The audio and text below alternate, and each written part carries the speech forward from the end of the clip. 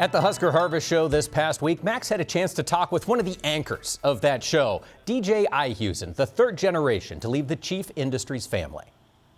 We're elated with the new site that we have here at Husker Harvest Days. We tripled the size of our exhibition space here. I guess you could say we're all in on this one at Husker Harvest Days. If you would have been here 8 weeks ago, this was just a bare dirt lot, and to see what we have now is something that is incredible, a tremendous effort by many people. There is representation here from various divisions of your company, correct? Yeah, one of the things we wanted to do was to really exemplify who we are as a company, our capabilities. Our previous lot didn't allow us to do that. This lot does. It shows what we're labeling as the all-American farm. It's your house, your storage shed, your grain storage, material handling, conditioning, you name it. And that's what Chief does. We really speak to the ag industry, and that's on display out here at Husker Harvest Days. You pretty much have stayed within the agriculture space, have you not? And not ventured out into other industries? You know, we really have. I think when you look at our roots and you see who we are today, we are an ag company, make no mistake about it. We're based right here in Nebraska, and even though we've evolved and we've grown our business, we've always stayed to those roots. It's who we are. The roots, you mentioned that a couple of times. A family business? Family business. I'm the third generation to have had the opportunity to lead this company. We'll be celebrating 70 years in business this coming next year, so we're very excited about that. Understand the difficulties in getting that accomplished, and for all the hard work and effort by so many people in getting that accomplished. BJ, I can imagine there are times you hear your heirs, your ancestors' voices in your head.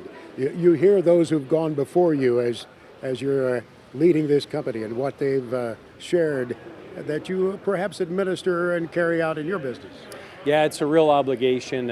It's a dedication, if you will, and really something that drives me. Interestingly enough, our founder, my grandfather, was instrumental in getting Husker Harvest Days here to this site 45 years ago, I believe, this year. So part of why we're also doing this enhanced site is to pay respect to that and to really just to pay homage to all the efforts that he put into getting that accomplished 45 years ago.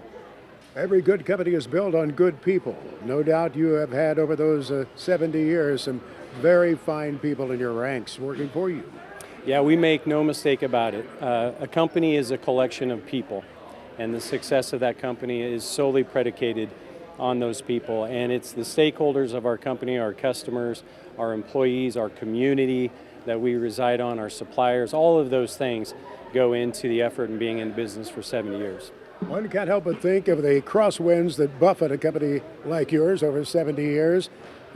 Things no less important than the cost of steel, for example, the raw materials, the challenges of getting the labor that you need, the peaks and troughs of the farm economy. You've weathered all of that.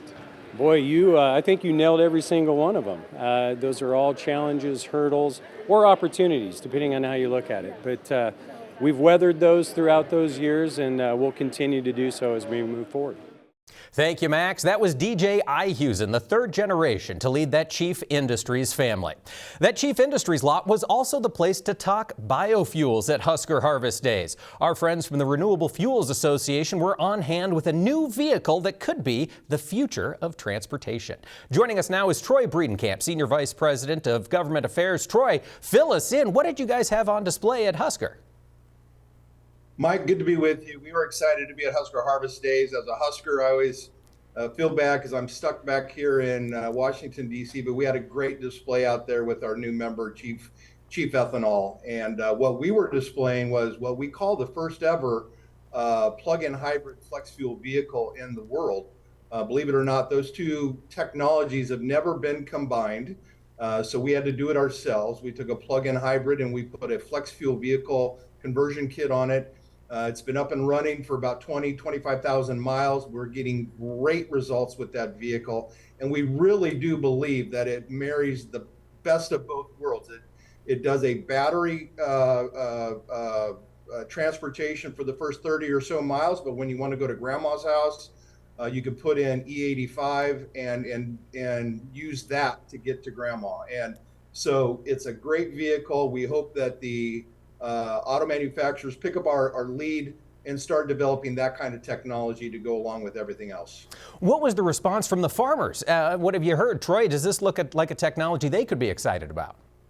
Well, I think they can. You know, once you get past the point of why is there an electric vehicle parked at a ethanol display, once you get the chance to explain to them what you're doing with that vehicle, they really do start getting excited. I think everyone understands that a battery electric vehicle, all battery, no internal combustion engine, is not where we want to be long term. It just doesn't seem to be sustainable from a rare earth mineral perspective. You just don't have the resources. But this would combine some battery technology with very good liquid fuel technology, and that would be a renewable biofuel. That is what we're seeing, Mike, is numbers that are 50% to 70% less carbon emissions, less particulate matter emissions, and less NOx emissions coming out of our vehicle versus what it would from a conventional vehicle. So we're excited about this. We're making sure that USDA,